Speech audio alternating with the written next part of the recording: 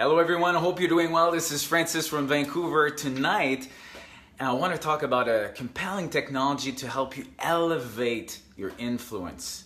Influence is such an amazing asset to have. I don't think there's any better asset, aside from resilience, of course, to have in order for you to just sell your ideas or get promoted or do something really that you love and enroll other people to be with you. And I guess the technology that I wanted to talk about, I just came up with that idea and I think it's pretty cool. I call it, I'd say, the emotional painter. And let's just wait a little bit about that. Like, what I mean by emotional painter is that you gotta be able to paint the whole picture of why is it important for the person you're talking to be enrolled in your service. And that's from their own world. You have to be able to portray that information from their own perspective, not yours, from their perspective. So that's why I call it the emotional painter, because there's emotions involved and because you're painting a picture of why it's important in their world. That's where we make a lot of mistakes. And I've been in sales all my life. And in the beginning, I remember it was just about me. I just cared about getting the close, getting the transactions done. And I didn't even pay attention to the seller or the buyer, sorry. So I was selling that case. And that could be reversed too. And I'll give you an example. Like 2 weeks ago, I had the chance to be with two clients, two buyers for a property. And so you can imagine, like, we're not talking about a small product here. We're talking about a product that costs, $500,000, $1 million, that depends, right? So I'm with my clients, and just as if we're coming to the house, the seller comes out, which normally never really happens because you never have any interactions with a seller and a buyer.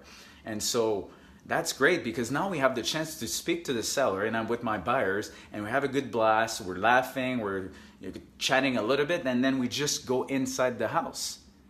Number one thing that happened, there was an emotional connection between the seller and the buyer. And we knew also that we were about to make an offer and that there would be not one, but many offers at the same time. So the name of the game is getting that done. We want to make sure that the seller is going to accept our offer, right? So this is gaining influence to the seller. So we go inside the house, and that's on 2 levels, and then we end up into a room. And what was fascinating is we're looking at the walls, and it's covered with things from NHL, NFL, mask of players and canvases with names and autographs, and it's just packed. So obviously right now we're like, wow, this guy really likes sports. You can tell he's a fan. And my client, remember that he had to create a letter to the seller to explain himself about why they should maybe pick them, right? So not everybody's doing that, but we know that there's more than just price in this situation. There's that emotional appeal that you want to have in any negotiation. So I always make sure that my clients are introducing themselves, that they have pictures, and it works pretty much all the time. And now what was amazing is that my client remember, okay, so I have to be authentic and I have to really pay attention to what I like from the house that I'm sure that the seller who's selling his own house and is leaving probably bought for the same reason and probably likes some aspects that I like too. And it has to be authentic. So when he saw all those pictures and all the canvases, he just had a great idea. He said, hey, how about I throw in the deal a card of Bobby Orr, an old vintage card of Bobby Orr. So, and then I said, yeah, that's a great idea. So we decided to do that letter. We're writing the letter together. And then it's pretty cool. They've been married for, I don't know, I think it was 1.5 years. They just moved. They're a great couple. That's their first house. So lots of emotion, right? And then at the end, we're saying, and we love the house so much that we're willing to throw in a Bobby Orr card into the deal. A vintage card. I think it was 1967 or something. And we won. And you know what's funny is that negotiation was kind of quick in some ways. I guess the seller really loved my clients. They really loved my clients that after the negotiation was done, we spent more time back and forth, me with the other agents talking about some trades that were outside the deal. Like as an example, the seller was saying, you know, tell your clients, I'll trade that card with one of the jerseys of his choice and I'll get it signed. I have 2 jerseys, one signed by Larry Robinson and the other one by Gallagher. So, but you know, what's fascinating about this is that we're talking about a big product here. Like it's not just buying like a shoe or a pair of jeans. We're talking about a big thing. Like the seller's going to get a lot of money for it, and my client's paying a lot of money too. And we were in a multiple, and I can guarantee that so far 80 to 85% of all the transactions that involve the letter, and that's pretty much all the time for me, what happened is the magic of that emotion. The seller always come back and they always kind of ask, what about your buyers? What can they do? If we're not the best price, here's what's gonna happen. They're making a decision from the heart and they're justifying rationally. And then they just say, hey, you know what? I mean, I really like these guys. Can you just talk? And we end up winning pretty much all the time.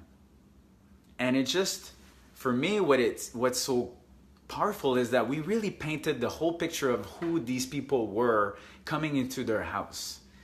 And now the question would be, do you really do a good job of painting the situation of why your product or solution is so important for your client?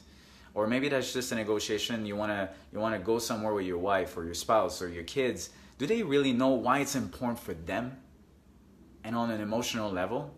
If you're talking about corporate terms, we can call it personal agenda. There's the agenda of the corporation and the people involved in a negotiation. If you know their personal agenda, if you know why that's important for them to make this deal come through, you're gonna be super powerful in the impact you're making.